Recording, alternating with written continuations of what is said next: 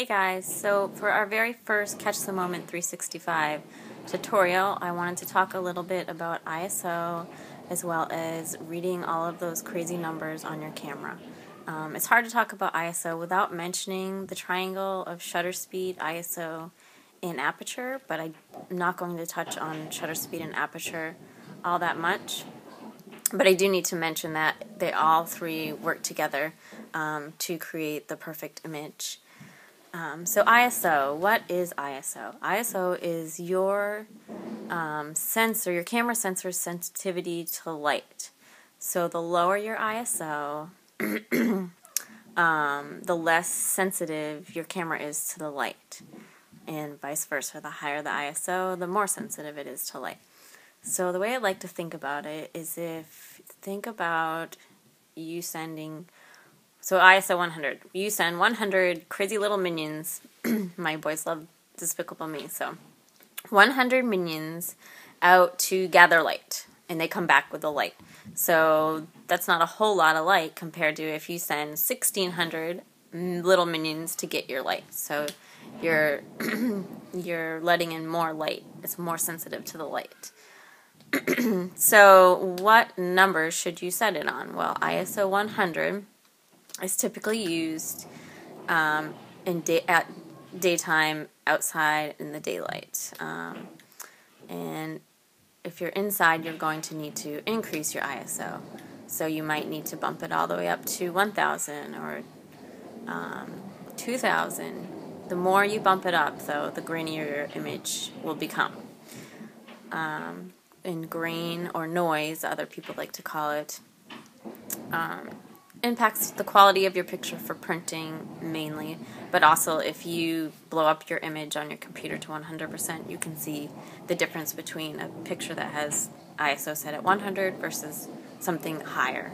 But don't be afraid of bumping up the ISO, especially inside. I would rather have you bump the ISO up than pop up that flash. You're going to get a better quality image. So one more thing I wanted to talk about is all the numbers on your camera. When you're looking at your image, of course your camera is going to look a little different, but there are 3 numbers that you want to pay attention to. There is the first number, and yours might look a little different, I'm not sure. It's going to be a 1 over a number. That's your shutter speed, so how fast your shutter is opening and closing. The next one on my camera is the F number. So mine's right now says f2.8. So that's your aperture, how wide your camera lens is open. Crazy cat. And the last one is your ISO, and that usually will say ISO. Right now mine says ISO 1600. I was shooting inside. There's an inside picture. So those 3 numbers are very important. Those are what you use to create your picture in manual mode and get the proper exposure. So for homework, or not homework, but your challenge, let's call it a challenge. It's not homework. Homework is no fun. I want you to set your camera on the P mode.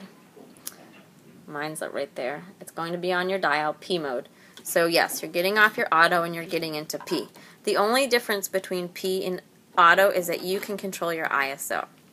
So then I also want you to find out, looking in your manual, you might just pop online and Google setting ISO for in your camera model. You'll come up with something usually. I want you to figure out how you change your ISO. For me, I have a Nikon D7000. I just hit the ISO and I toggle with this switch. But your camera probably is a little different. So I want you to do that.